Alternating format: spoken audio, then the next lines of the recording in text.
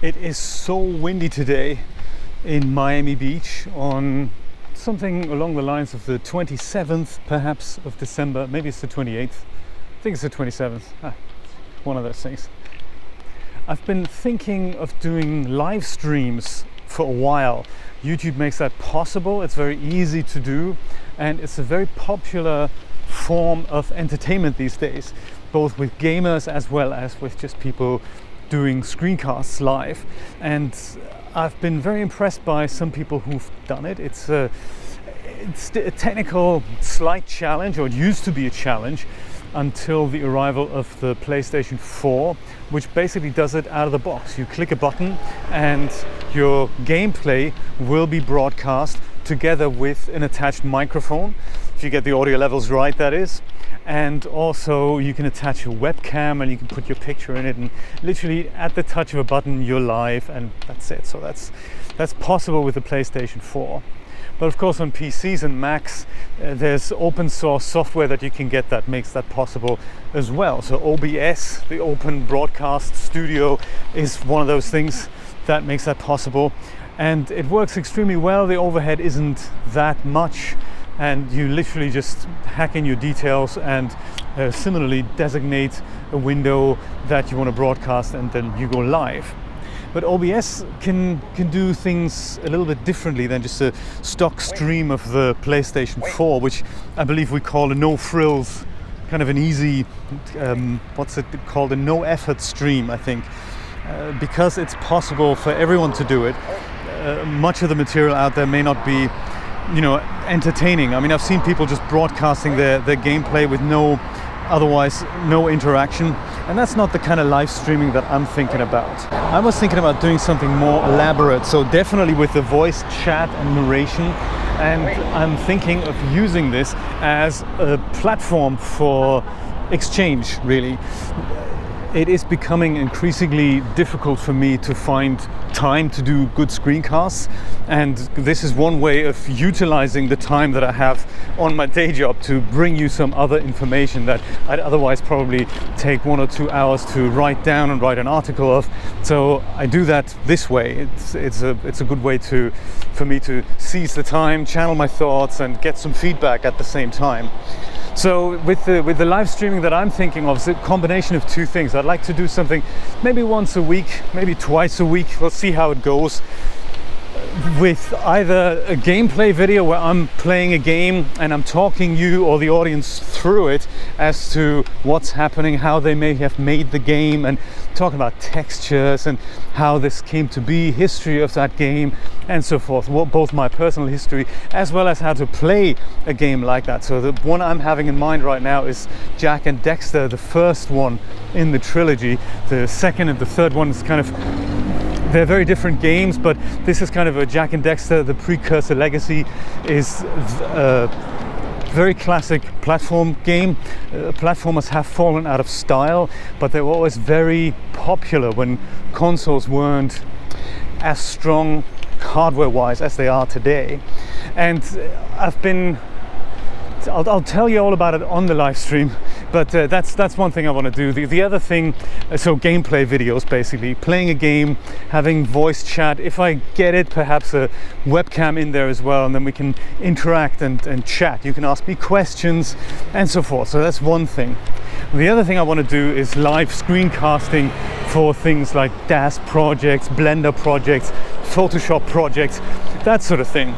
And it's a logistical challenge for me, because my desk is only so big, and for that I think realistically I'm gonna have to get a second monitor, which I have. It just makes the desk, because those monitors are really large, it makes the desk very crowded and big. But on one monitor would be the actual thing that I'm doing, and on the other that's kind of a monitoring preview thing for all the live chat things that are happening. And this is all inspired by something that I've had at the back of my mind for a while. I just never had the time to implement it. But as I'm taking this YouTube thing more and more seriously, and I want to actively grow and make this my full-time job at one point, I'm also looking at how feasible is this revenue-wise, and and all that. So but technically, first of all, it's a technical challenge, and I'm up for technical challenges, always have been. I used to work in professional broadcast environments, so it is something that, you know, it's just the new age of broadcasting, and you don't need a corporation behind it anymore. You do it all yourself. And of course, that's very exciting for me, because the tools that used to cost thousands of dollars and were only available for large companies are now available for you inside a web browser and at the touch of a button. So that's very cool. And of course, I want to put my fingers in that pie, if you will. So there we go. That's my motivation behind it. Revenue-wise, it'll be interesting to see. I've done a quick test just from my PlayStation, literally just a 5-minute affair to see if it's actually working, how it's working. And to my own surprise, I should have tested this on a less popular channel. I've done it on my main channel, and that meant that a lot of people have tuned in and gave me comments, and there were literally within 2 minutes of me going live, there was a chat that was happening, and that was really cool.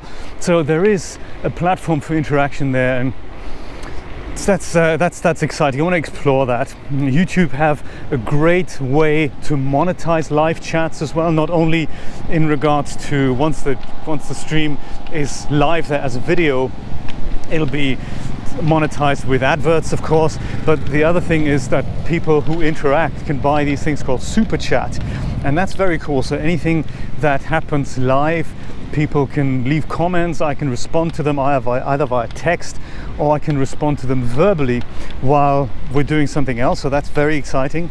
Be also useful to have a second person there, kind of a producer role. I'm hoping Julia can do it on her days off, and so that's another level of interaction there. So yes, the super chats, they're ways of people to buy donations for the live stream, $1, $2, $5, $10, whatever, and as a thank you, their comment is displayed in a different color and is kind of highlighted. So if there is this is probably more interesting for people who have really large followings and people who can't keep up with the stream of so many messages. That is a good way for people who want to stand out from the crowd to do that. So that's an interesting way of monetizing it. We'll see if and how that works. But of course, I'm looking at it more from a perspective of, rather than spending time of recording a video, then going through it again and editing it and making it look really good, and then going ahead and uploading it.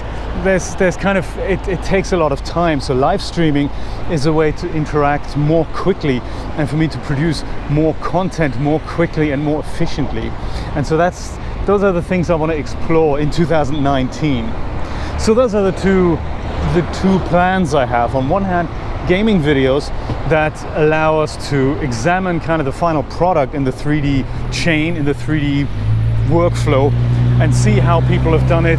Maybe not so much the super brand new AAA titles that cost $100 to buy and to play and to totally get confused with the ones where you have to kind of learn for 2 years how to actually play that game.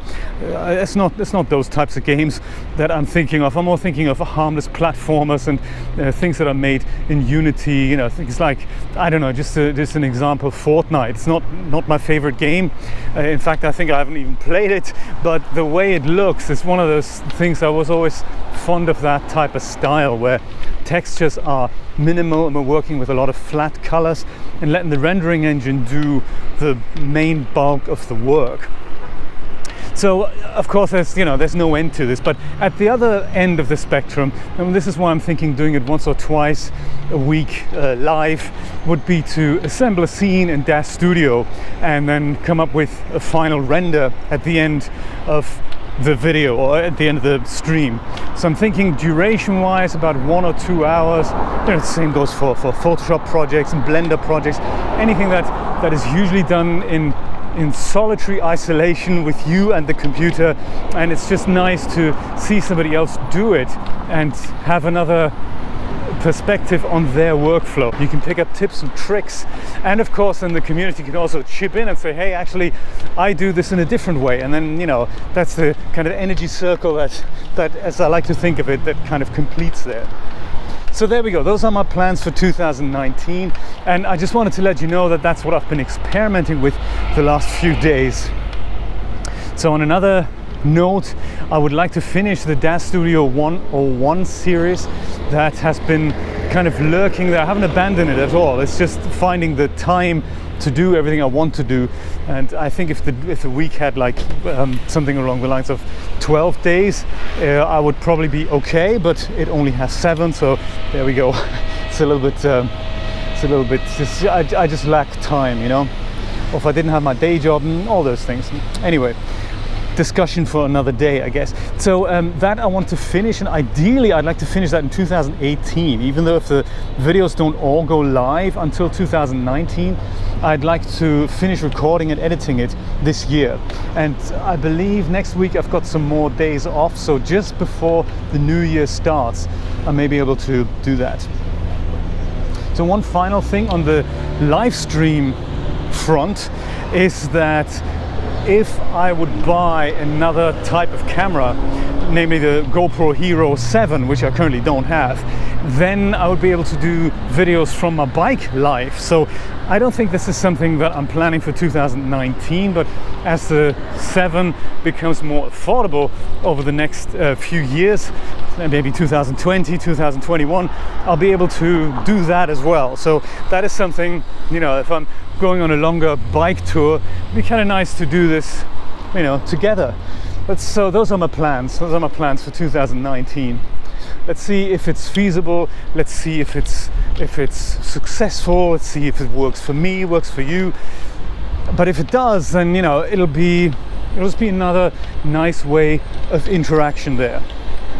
So that's my quick update just before the year is out, just after Christmas 2018. We're going into 2019 having our eyes on what is to come. Thank you so much for watching.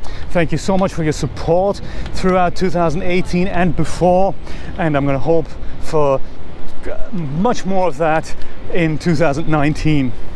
All the best. Bye-bye.